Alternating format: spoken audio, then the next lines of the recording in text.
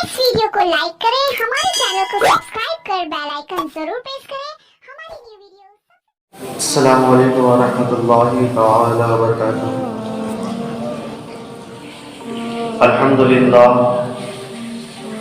الحمد للہ رب العالمین، والصلاة والسلام علی سید المرسلین وعلی آلہ واصحابہ اجمعین۔ اما بعد، فاعوذ باللہ من الشیطان الرجیم، بسم اللہ الرحمن الرحیم۔ قال رسول اللہ صلی اللہ تعالی علیہ وسلم: الحیاء شعبۃ من الایمان۔ صدق اللہ العظیم وصدق رسولہ النبی الامین المتین المبین المبین الکریم، ونحن على ذلك لمن الشاهدين والشاكرين والحمد لله رب العالمين۔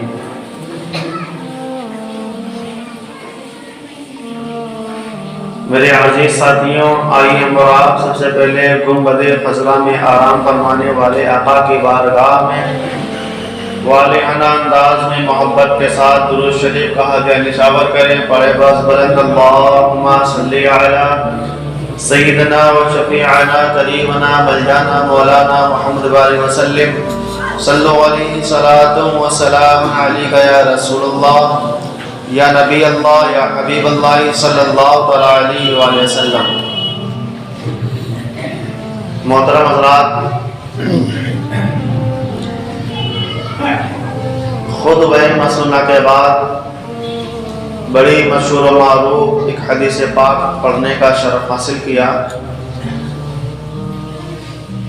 اللہ کے پیارے حبیب صلی اللہ علیہ وآلہ وسلم ارشاد فرماتے ہیں: الحیاء شعبۃ من الایمان۔ حیا یہ ایمان کا ایک حصہ ہے۔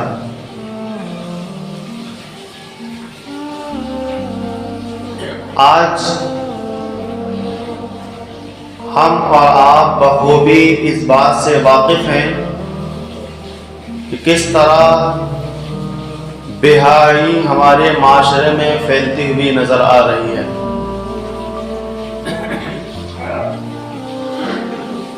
شرم و حیا کس طرح ہمارے درمیان سے ختم ہوتی ہوئی نظر آ رہی ہے۔ اسلام میں حیا کا بڑا مقام ہے، بڑی اہمیت آئی ہے۔ حیا کا اسلام میں بڑا مرتبہ ہے۔ یوں سمجھیے جس طرح مسلمان مومن ایمان کی وجہ سے کفر و شرک کی حرکتوں سے باز رہتا ہے، کفر و شرک والے کام کرنے سے دور رہا کرتا ہے، اسی طریقے سے حیا انسان کو بد فعلی بد عملی کرنے سے روکتی رہتی ہے۔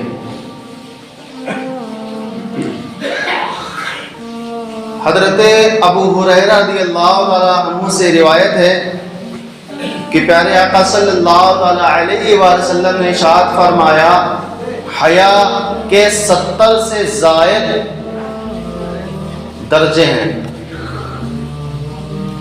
حیا کے 70 سے زیادہ علامات ہیں، ان میں سے ایک یہ ہے حیا ایمان کا ایک حصہ ہے۔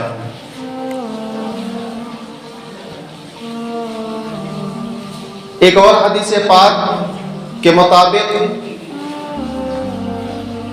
میں آپ کو بتاتا چلوں، حیا ایمان یہ دونوں ایک چیز ہیں۔ یوں سمجھ لیجئے کہ پیارے آقا صلی اللہ علیہ وسلم نے ارشاد فرمایا حیا اور ایمان یہ دونوں آپس میں ملے رہتے ہیں، یہ دونوں آپس آپس میں متصل رہتے ہیں، جڑے ہوئے ہوتے ہیں۔ ہمارے چینل کو سبسکرائب گویا جس کے اندر ایمان ہے اس کے اندر حیا ہے، اور جس کے اندر حیا ہے اس کے اندر ایمان ہے۔ اگر ان دونوں میں سے کوئی ایک چیز کسی کے اندر سے ختم ہو جائے، گویا کسی کے اندر سے حیا اگر ختم ہو گئی تو اس کا ایمان بھی ختم، اگر کسی کے اندر سے ایمان ختم ہو گیا تو اس کے اندر کی حیا بھی ختم۔ تو گویا یہ دونوں چیزیں آپس میں متصل ہیں، ملی ہوئی ہیں۔ تو جب کسی کے اندر یہ دونوں چیز ہوں گی تبھی وہ کامل مومن ہوگا، لیکن ان میں سے اگر ایک چیز غائب ہو گئی تو وہ کامل مومن کہلانے کا حقدار نہیں۔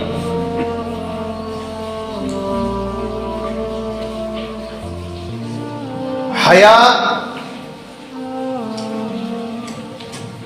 اتنی برکت والی چیز ہے کہ پیارے آقا صلی اللہ تعالی علیہ وآلہ وسلم ارشاد فرماتے ہیں میری امت میں جو سب سے زیادہ حیادار ہیں، میری امت میں جس کو سب سے زیادہ شرم و حیا ہے، آقا نے ارشاد فرمایا وہ ذات حضرت عثمان غنی مولا علی حضرت عثمان غنی رضی اللہ تعالیٰ عنہ کی ہے۔ ایسی عالمی ذات آپ ارشاد فرماتے ہیں جب میں نے ان آنکھوں سے پیارے آقا صلی اللہ تعالیٰ علیہ وآلہ وسلم کے چہرے کی زیارت کی تب سے کبھی میں نے اپنی شرمگاہ کو نہیں دیکھا، اتنے باحیا۔ فرماتے ہیں جب سے میں نے اپنا سیدھا ہاتھ پیارے آقا صلی اللہ تعالیٰ علیہ وآلہ وسلم کے ہاتھ میں دے کر کے بیعت ہوئے، اس کے بعد سے کبھی میں نے سیدھے ہاتھ سے گندگی والی چیز کو نہیں چھوا۔ کہتے ہیں مجھے شرم آتی ہے کہ میں ان ہاتھوں سے گندگی والی چیز چھوؤں جن ہاتھوں کو پیارے آقا کے ہاتھوں میں دیا تھا۔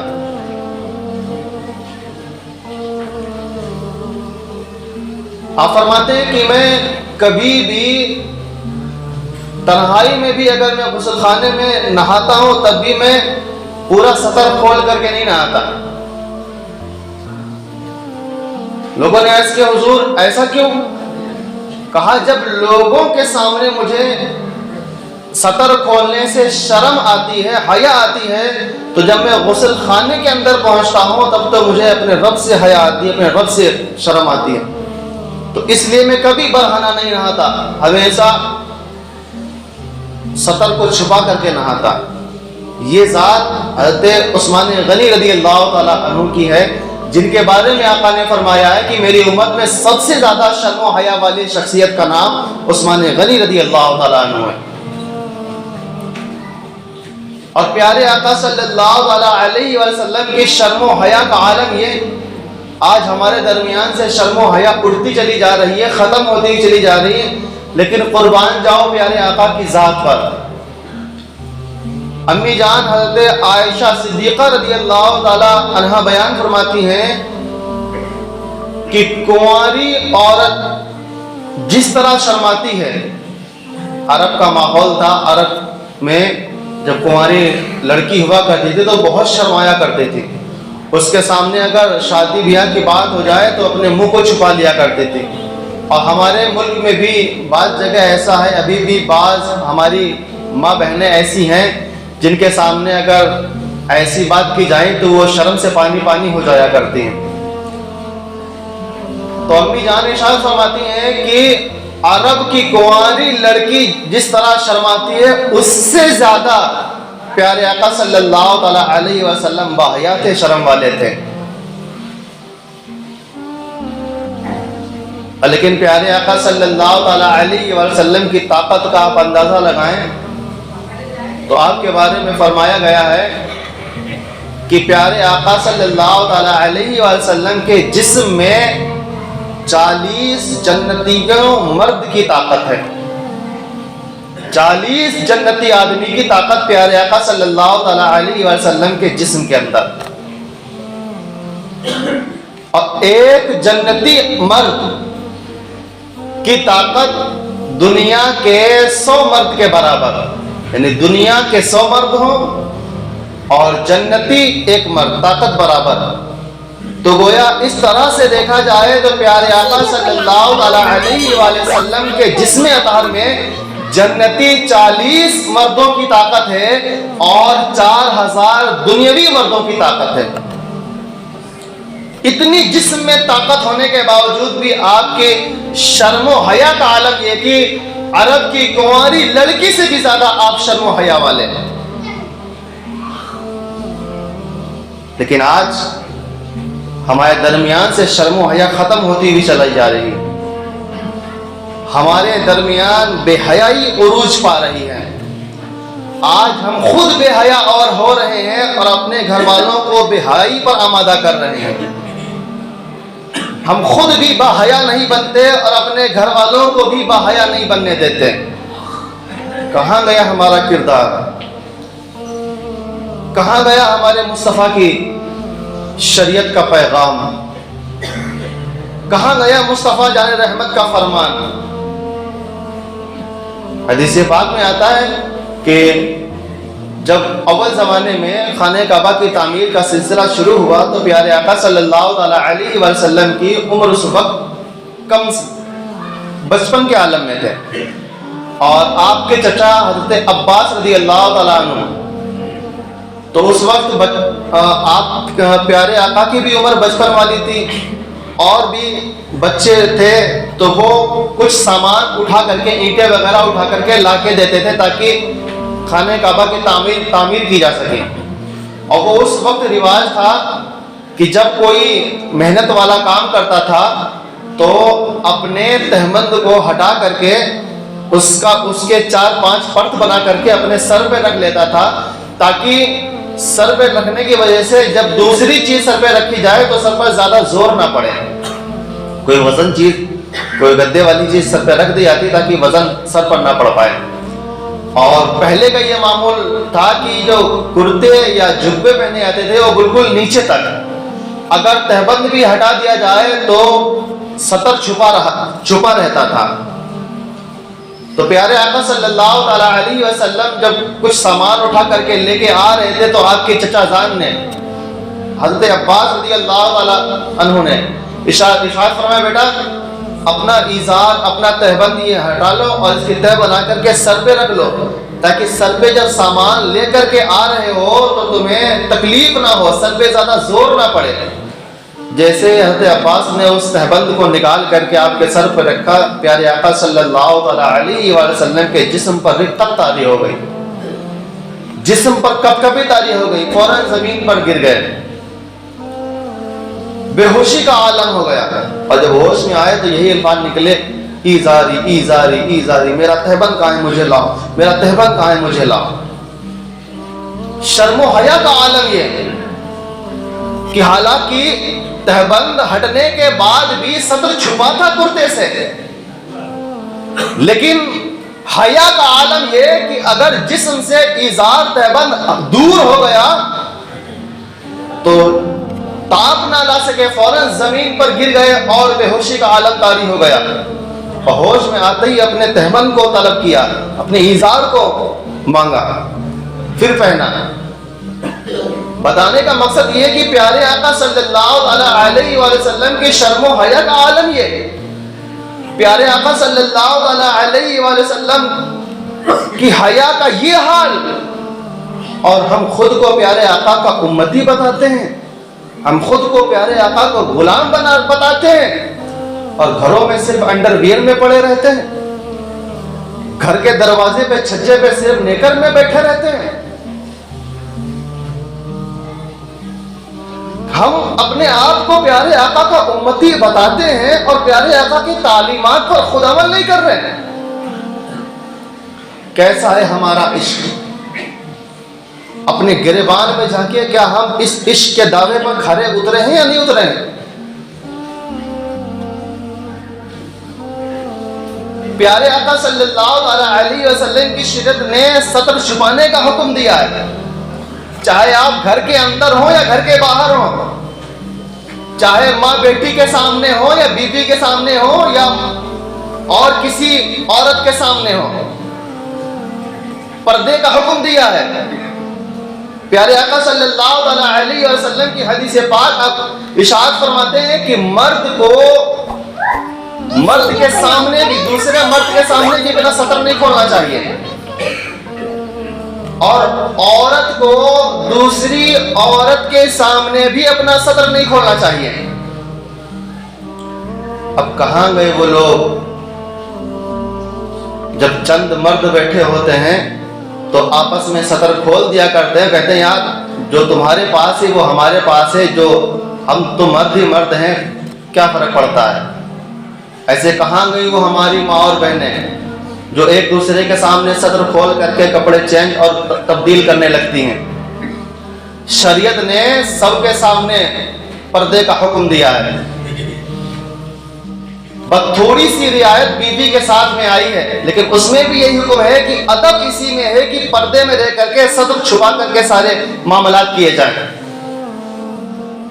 لیکن آج ہمارا معاشرہ کہاں جا رہا ہے، اور ہم کہاں جا رہے ہیں، اور مصطفیٰ کی شریعت کہاں ہے؟ اجنا ہم صرف انڈر ویئر پہن کر کے گھروں میں بیٹھے رہتے ہیں ماں بیٹیوں کے سامنے اور دیگر عورتوں کے سامنے۔ بڑا شدید عذاب ہے کسی کے سامنے اپنے سطر کو کھولنے کا۔ علماء بیان فرماتے ہیں جو اپنے سطر کو کھولتا ہے بروز قیامت اس کا اتنا سطر جو کھلا ہوگا وہ جہنم کی آگ میں جلایا جائے گا۔ سوچیں دنیا کی آگ کی ایک چنگاری بھی ہم برداشت نہیں کر پاتے، جہنم کی آگ ہم کیسے برداشت کریں گے؟ صرف نیکر پہن کر کے اپنے سطر کو کھولنے والوں کس طرح ہم جہنم کی آگ کو برداشت کریں گے؟ قریب کو تو کرو اپنے ذہن کو، سوچو تو صحیح کہ کس طرح ہم جہنم کی آگ کو برداشت کر پائیں گے، کس طرح ہم جہنم کی آگ میں اپنے جسم کو جلائیں گے؟ نہیں برداشت کر سکتے، اتنا نازک بدن نہیں برداشت کر سکتے۔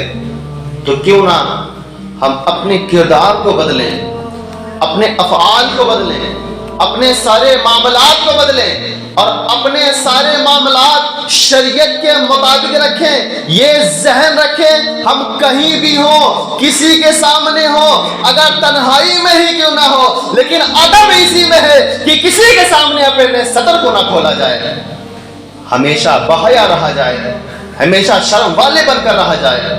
اللہ رب العزت کی بارگاہ میں دعا ہے مولا کریم پروردگار عالم ہمیں باحیا بنائے، ہمیں شرم والا بنائے۔ ہمارے درمیان جو بے شرمی اور بے حیائی پھیل رہی ہے، اللہ رب العزت پیارے حبیب کے صدقے میں وہ بے شرمی وہ بے حیائی دور عطا فرمائے۔